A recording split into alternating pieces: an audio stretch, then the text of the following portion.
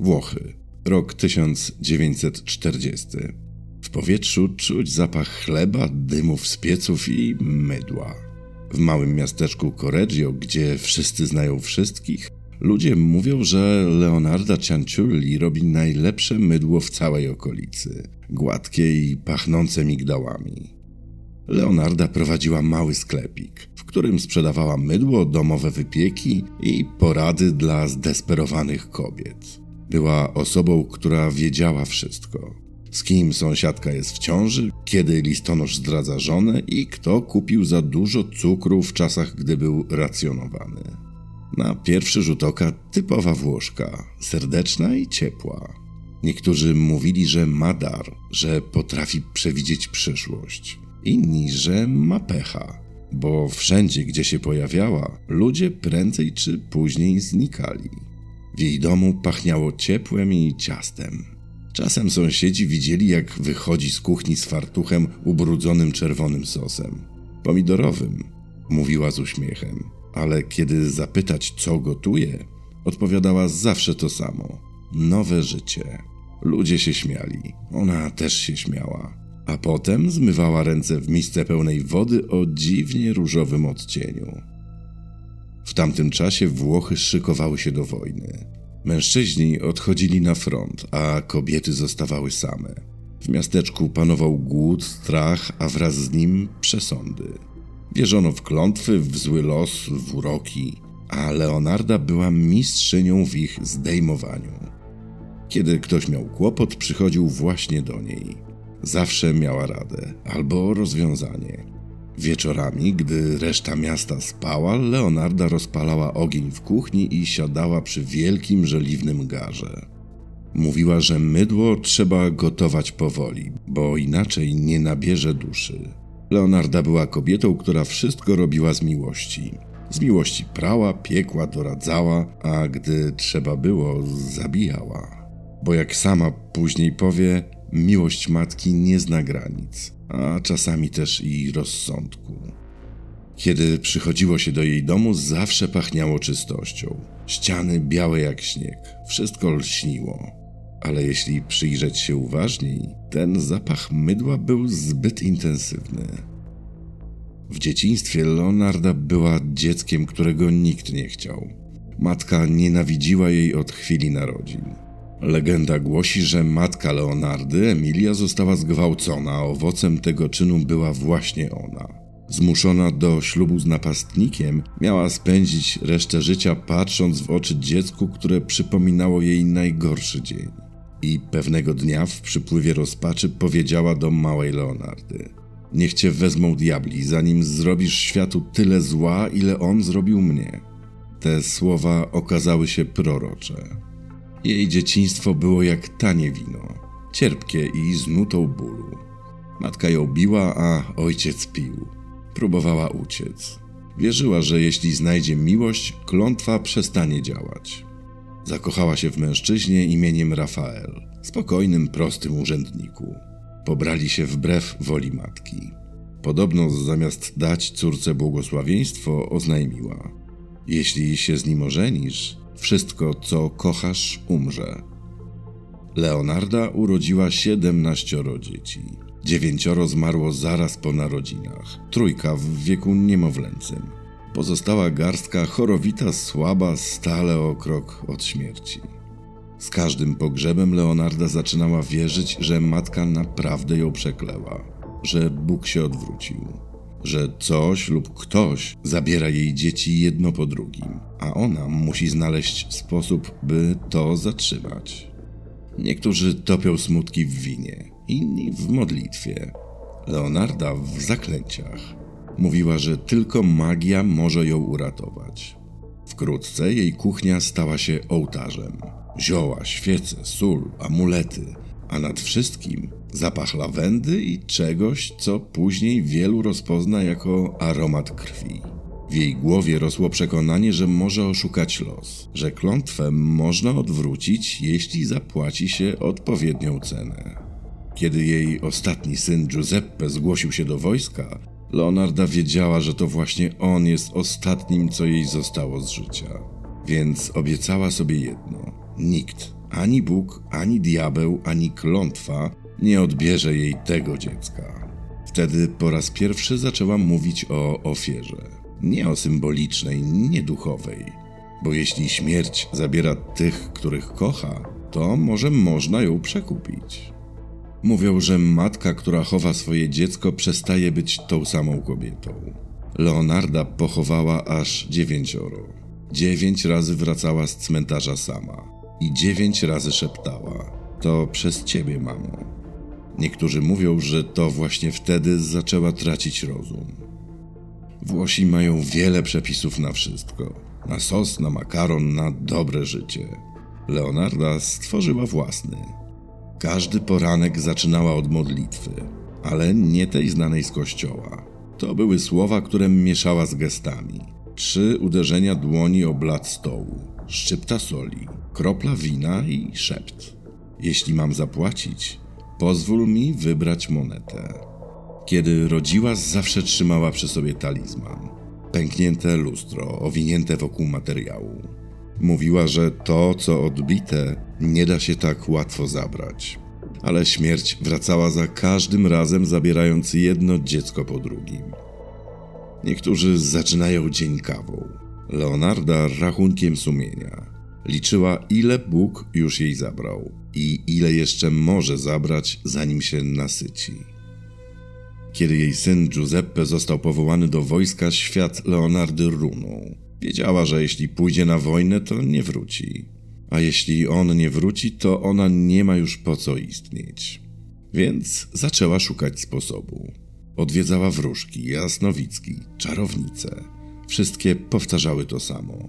Losu nie da się uniknąć. Można go tylko oszukać. Leonarda uwierzyła, że jeśli da śmierci coś w zamian, może nie zabierze jej syna. Stare włoskie przysłowie mówi: każda matka jest gotowa oddać wszystko za dziecko. Leonarda potraktowała to wyjątkowo dosłownie. Wrzesień 1939 roku. Europa jest ogarnięta wojną, ale w małym włoskim miasteczku Correggio wojna dopiero miała się zacząć. Nie światowa, ta prywatna, prowadzona w kuchni Leonardy. Pierwszą była Faustyna Setti, starsza kobieta, samotna, szukająca miłości albo przynajmniej towarzystwa. Leonarda miała dla niej rozwiązanie. Znam kogoś, powiedziała z uśmiechem. Miłego wdowca z dalekiego miasta, kulturalny, dobrze sytuowany. Faustyna uwierzyła, bo przecież kto nie chciałby, żeby przeznaczenie miało zapach kawy i świeżego ciasta. Leonarda pomogła jej napisać pożegnalne listy do rodziny. Listy pełne radości i wdzięczności. Wyjeżdżam. Znalazłam miłość. Jestem szczęśliwa. Pomogła jej zapieczętować listy i obiecała, że wyśle je, gdy Faustyna już dotrze na miejsce. Faustyna przyszła do niej kilka dni później z torbą w ręku i nadzieją w oczach. Leonarda przyjęła ją jak przyjaciółkę. Podała wino i pyszny, ciepły chleb. A kiedy kobieta zaczęła się rozluźniać, po chwili podeszła do niej od tyłu i uderzyła ją młotkiem w głowę. Faustyna osunęła się z krzesła, a Leonarda westchnęła, jakby właśnie skończyła ciężki dzień pracy. Z ciała swojej pierwszej ofiary Leonarda zrobiła to, co potrafiła najlepiej. Coś praktycznego. Włożyła je do dużego kotła, dolała wodę i dodała sodę kaustyczną, czyli wodorotlenek sodu, żrącą substancję wykorzystywaną do produkcji mydła. Gotowała, aż mięso się oddzieli od kości. Z tłuszczu zrobiła mydło, a z krwi ciasto. Później mówiła w sądzie. Ciastka były pyszne. Sąsiedzi je chwalili. Dzieci prosiły o dokładkę.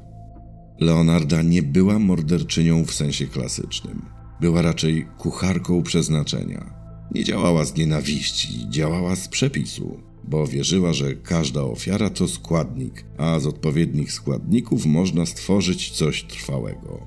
A to mydło, no cóż, przynajmniej nie marnowało się nic. Włosi zawsze powtarzają: nie wyrzucaj, wykorzystaj wszystko. Leonarda była Włoszką z krwi i kości. Po wszystkim spakowała listy Faustyny i wysłała je na poczcie. Rodzina była spokojna. Kobieta napisała, że jest szczęśliwa. Zadziałało. Giuseppe był zdrowy i żył. To jednak był dopiero początek. Każdy ma swoje miejsce, w którym czuje się bezpiecznie. Dla Leonardy tym miejscem była kuchnia. Tam była wyrocznią. Nie potrzebowała broni ani wspólników. Wystarczył garnek, woda i soda kaustyczna. Po Faustynie wszystko poszło łatwiej. Leonarda wiedziała już, jak długo trzeba gotować ciało, żeby tłuszcz oddzielił się od kości. Z jakiego rodzaju mięsa wychodzi najlepsze mydło i że zapach można ukryć wśród aromatu lawendy i cytrusów. Kiedy opowiadała o tym później w sądzie, robiła to z precyzją profesjonalnej gospodyni domowej. Wzięłam 7 kilo sody. Dodałam wody i gotowałam, aż mięso się rozpadło. To nie była zbrodnia, to było czyszczenie. Sąd zapytał, czyszczenie czego? A ona uśmiechnęła się i powiedziała, duszy. W kuchni Leonardy wszystko miało swoje miejsce. Młotek w szufladzie, siekiera pod stołem, garnek duży, zawsze ten sam. To właśnie w nim zniknęły 3 kobiety. Z ich ciał powstały kostki mydła, które sprzedawała sąsiadkom. Wspominały później, że tak gładkiej skóry jeszcze nie miały. Correggio pachniało wtedy jak każdy włoski zakątek. Kawą, dymem z pieców i świeżo pieczonym ciastem. A ciasto, trzeba przyznać, Leonarda miała nieziemskie. Słodkie, kruche, z nutką czegoś... Niektórzy mówili, że czuć tam wanilię, inni, że cynamon. Tylko Leonarda wiedziała, że to coś bardziej osobistego. Po każdej swojej ofierze piekła blachy ciastek i rozdawała sąsiadom. Z serdecznym uśmiechem jak ciocia z sąsiedztwa. Dzieci przybiegały po dokładkę, a kobiety pytały o przepis. Sekret tkwi w sercu, mówiła Leonarda. Miasto jadło jej ciastka, myło się jej mydłem i dziękowało za rady. Leonarda obserwowała ich z uśmiechem. Sąsiadkę, która zachwycała się zapachem mydła i dzieci, które oblizywały palce po ciasteczkach. Druga ofiara przyszła niedługo potem. Klementyna Soavi. Leonarda obiecała jej nową pracę w szkole dla kobiet w odległym miasteczku. Pomogła jej się spakować. Napisała listy do rodziny. Potem przygotowała kuchnię. Młotek, nóż, sodę i garnek. Zestaw. Kilka godzin później w Correggio znów pachniało ciastkami. Ale w wielu historiach przychodzi moment, w którym wszystko się sypie. Virginia Cacioppo. Virginia była kobietą elegancką, pełną klasy. Dawniej śpiewała w operze. Miała nazwisko, które wciąż coś znaczyło. Lata jednak robiły swoje. Jej kariera przygasła, a sytuacja finansowa pogorszyła się.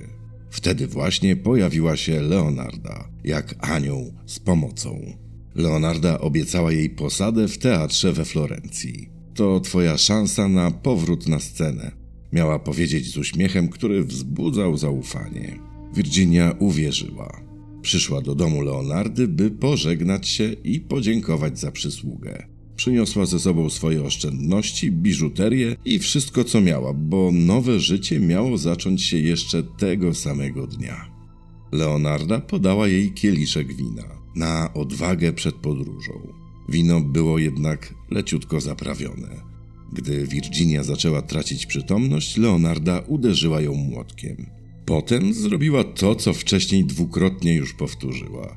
Z zimną precyzją rozczłonkowała ciało i gotowała je w wielkim kotle, a z tłuszczu ofiary przyrządziła mydło. Ale Virginia nie była osobą anonimową. Miała rodzinę, znajomych, ludzi, którzy zauważyli jej nagłe zniknięcie. Jej szwagierka, zaniepokojona, zaczęła rozpytywać. Znalazła trop prowadzący prosto do Correggio, do domu Leonardy. Policja przyszła kilka dni później. Leonarda spokojna i uprzejma, jak gospodyni, która nie spodziewa się gości, ale zawsze ma czajnik w pogotowiu. Tak, znam Virginię, pomogłam jej znaleźć pracę. Wyjechała, pewnie wkrótce napisze. W tle na kuchence bulgocze garnek. Zapach intensywny. Mieszanka mydła, mięsa i lawendy.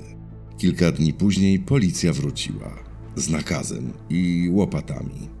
W piwnicy znaleziono fragmenty kości, a w słoikach resztki tłuszczu wymieszanego z sodą.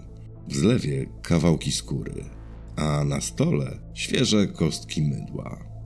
Na komisariacie Leonarda przyznała się do wszystkiego.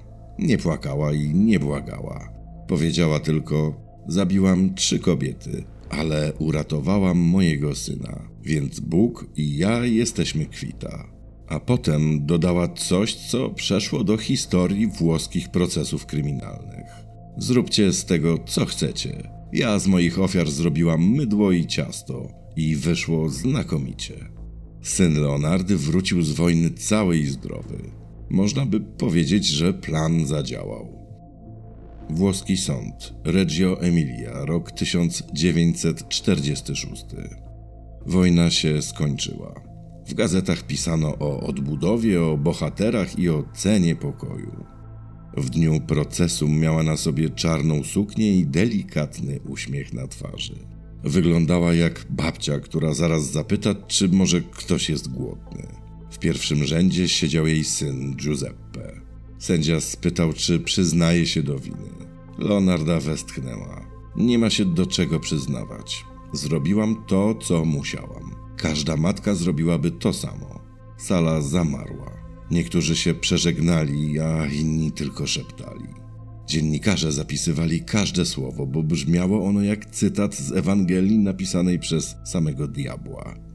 Podczas procesu Leonarda zachowywała się jak nauczycielka na lekcji chemii. Tłumaczyła szczegóły, gestykulowała, nawet poprawiała prokuratora, który źle opisał reakcję tłuszczu z sodą. Nie tak. Trzeba mieszać powoli, bo się zważy. Kiedy czytano jej zeznania, śmiała się, że w końcu ktoś docenił jej dokładność. Prokurator drżał, publiczność szeptała, a ona mówiła dalej, spokojna, jakby czytała przepis z książki kucharskiej. Kiedy pokazano zdjęcia ofiar, Leonarda odwróciła wzrok. Nie powinni byli ich tak fotografować. Człowiek po śmierci też ma prawo do godności. Publiczność wstrzymała oddech. Giuseppe był jedynym, który nie odwrócił wzroku. Nie krzyczał i nie płakał. Kiedy sąd zapytał, czy wiedział o czynach matki, odpowiedział cicho. Nie, ale ona zrobiła to dla mnie. Wyrok zapadł po kilku dniach. 30 lat więzienia i 3 lata w szpitalu psychiatrycznym. Kiedy sędzia odczytywał decyzję, Leonarda skinęła głową i powiedziała: to uczciwa cena. Jedni widzieli w niej czarownicę, inni matkę, którą doprowadzono do obłędu. A ona sama, zanim zniknęła za więzienną bramą, powiedziała ostatnie zdanie do dziennikarzy. Niech napiszą, że byłam kobietą, która chciała ocalić miłość. A jeśli ktoś nie rozumie, niech spróbuje wychować 17 dzieci. Leonarda Cianciulli zmarła w 1970 roku w więziennym szpitalu. Część jej narzędzi, młotek, garnek, fragmenty listów ofiar trafiły do Muzeum Kryminologii w Rzymie. Jej dom w Correggio stał pusty przez lata. Sąsiedzi mijali go szerokim łukiem. Niektórzy przysięgali, że w oknach widać cień kobiety, która miesza w garnku. Mówią, że w Correggio do dziś niektórzy starsi ludzie wąchają mydło przed użyciem. Tak na wszelki wypadek. W dzisiejszym odcinku to już wszystko. Dzięki za wysłuchanie do końca. Jak zwykle zapraszam do lajkowania, komentowania, łapek w górę i podbijania, bo to podobno bardzo ważne. Dziękuję.